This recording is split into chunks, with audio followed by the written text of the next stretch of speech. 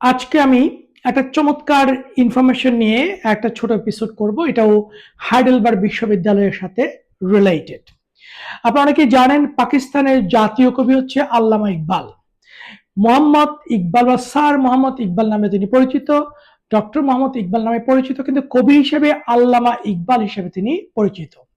এবং এই আল্লামা ইকবাল 1907 সালে হাইডেলবার্গ বিশ্ববিদ্যালয়ে এসেছিলেন 6 মাসের জন্য। এবং হাইডেলবার্গ যে নোটেবল অ্যালামনার যে তালিকা আছে সেখানে আল্লামা ইকবালকেও বিবেচনা করা হয়। তিনি এখানে 6 মাস ছিলেন এবং তিনি কান্ট, হেগেল, নিটশে এবং গেটে নিয়ে তিনি বিস্তর পড়াশোনা করেন এবং পরবর্তী জীবনে তার যে চিন্তা ভাবনা কাঠামো তৈরি করার ক্ষেত্রে হাইডেলবার্গ বিশ্ববিদ্যালয়ের তার যে অবস্থান এবং তার যে পঠন পাঠন এবং গভীর অধ্যয়ন, এটা তার কাজকর্মে সৃষ্টিকর্মে গভীরভাবে প্রভাব বিস্তার করে। এবং হাইডেলবার্গ বিশ্ববিদ্যালয়েও আল্লামা ইকবালকে মনে রেখেছে, এখনো পর্যন্ত মনে রেখেছে।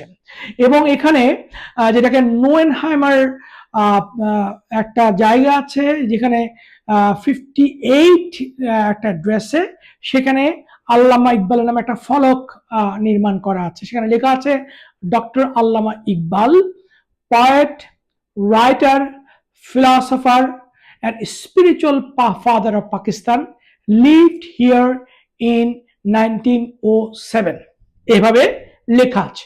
এবং আল্লামা ইকবালও হাইডেলবার্গকে মনে রেখেছেন। আল্লামা ইকবালের লেখালেখিতেও হাইডেলবার্গের কথা মনে আছে। আপনারা অনেকে জানেন, আমি এর মধ্যে জানিয়েছি যে হাইডেলবার্গ বিশ্ববিদ্যালয়ের ঠিক পাশে যে হাইডেলবার্গের বিখ্যাত নেকার রিভার, সেই নেকার রিভারকে নিয়ে আল্লামা ইকবালের একটা বিখ্যাত কবিতা আছে, এক শাম নেকার রিভার কি কিনারে। এই কবিতাটা খুবই বিখ্যাত কবিতা, যেটা জার্মান ভাষা অনুদিত হয়েছে।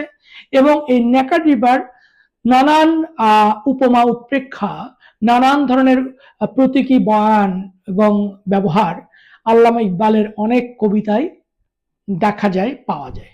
আর হাইডেলবার্গ ইউনিভার্সিটির সাউথ এশিয়া ইনস্টিটিউটও আল্লামা ইকবালকে মনে রেখেছে। আল্লামা ইকবাল প্রফেশনাল ফেলোশিপ বলে একটা ফেলোশিপ পাকিস্তানি এমবেসির সহযোগিতায়, পাকিস্তানের সরকারের সহযোগিতায় এখানে চালু হয়েছিল। এটা বর্তমানে হয়তো কন্টিনিউ নাই, কিন্তু আল্লামা ইকবাল দক্ষিণ এশিয়ার নামকরা কবিদের মধ্যে অন্যতম একজন কবি হচ্ছে আল্লামা ইকবাল।